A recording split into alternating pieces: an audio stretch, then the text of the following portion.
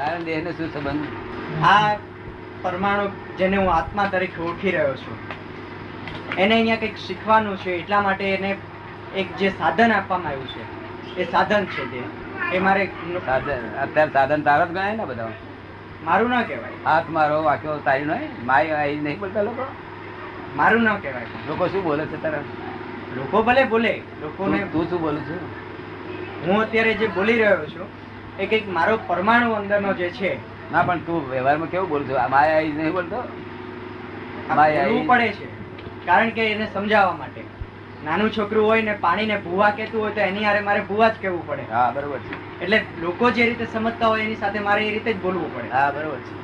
પણ હું જે સમજી રહ્યો છું એ મારા માટે રાખવું જોઈએ. એટલે હવે આ જે છે મારું જેને આપણે કહીએ છીએ વ્યવહારમાં લોકોને સમજાવવા માટે એ મારું થતે આપણે ઓળખાય ખરું ને કે આ ભાઈ હાથ મારા મારું આ વ્યવહારમાં કે શું શું મારું કહીએ છીએ.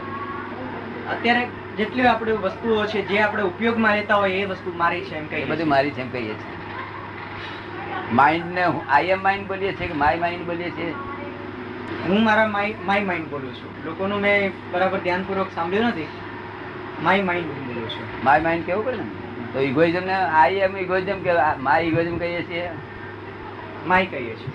હા પછી બુદ્ધિ મારી બુદ્ધિ હું બુદ્ધિ છું કે બુદ્ધિ મારી છે એવું કહીએ છીએ. મારી બુદ્ધિ. આ બધું મારું મારું કરીએ છીએ. એ મારું કહેનારો આય તે કોણ છે? તે આ દુનિયામાં કઈક આસક્તિ વાળો ભાવ છે.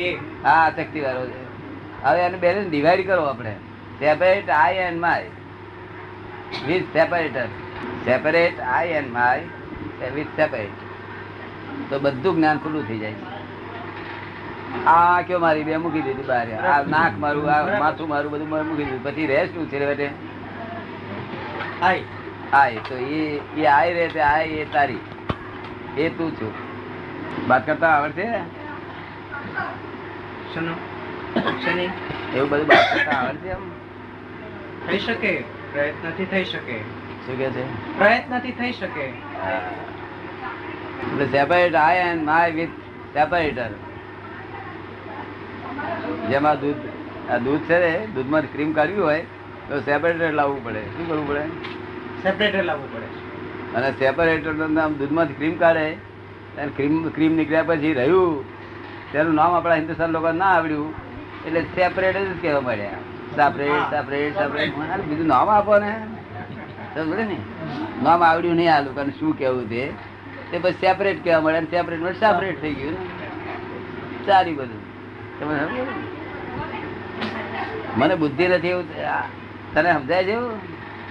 બુદ્ધિ ઇમોશનલ કરે. શું કરે? આસક્તિ વધારે.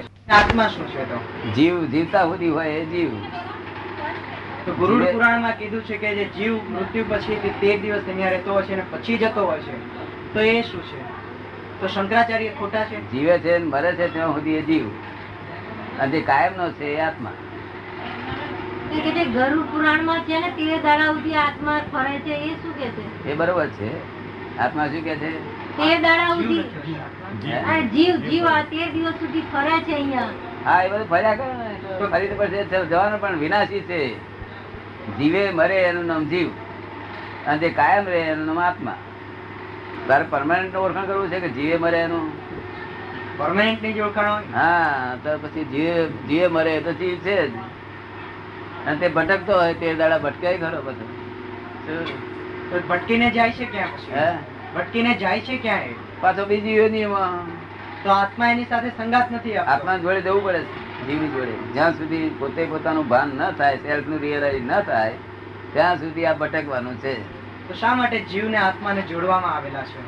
કોઈ જોડ્યા નથી. એની મેરેજ થઈ ગઈ. શા માટે જોડાઈ ગયા? ના કશું બોલી નથી. આપડા લોખંડ છે ને ત્યાં લોખંડ જોયેલું છે બધું. એના દરિયા કિનારે આગળ તો આગળ કોઈ જગ્યાએ મકાન હોય આપડે ત્યાં ઘાટ લાગી ગયો હોય એમાં દરિયા શું કર્યું અને લોખંડે શું કર્યું એ કઈ આત્માને? દરિયા એ ભેજ વાળી હવા ત્યાં પસાર થઈ અને ભેજ વાળા લોખંડ એની સાથે રાસાયણિક પેલી ક્રિયા કરી એટલે કાટ લાગી ગયો. એમાં લોખંડ નો દોષ કે દરિયાનો દોષ? હવાનું કહી શકાય. હવા માધ્યમ બની એટલે હવાનો. ના પણ એમાં લોખંડ નો દોષ કે દરિયાનો દોષ? પેલાનો તો નથી લોખંડનો, નથી આ કરિયાનો. એવું રીતે છે આ. દવા શું કરવાનું? એવી રીતે છે આ બધું એવિડન્સ બધું ભેગું થઈ ગયું છે સમજાય છે ને એવી રીતે આ બધું ભેગું થઈ ગયું છે The world is the puzzle itself.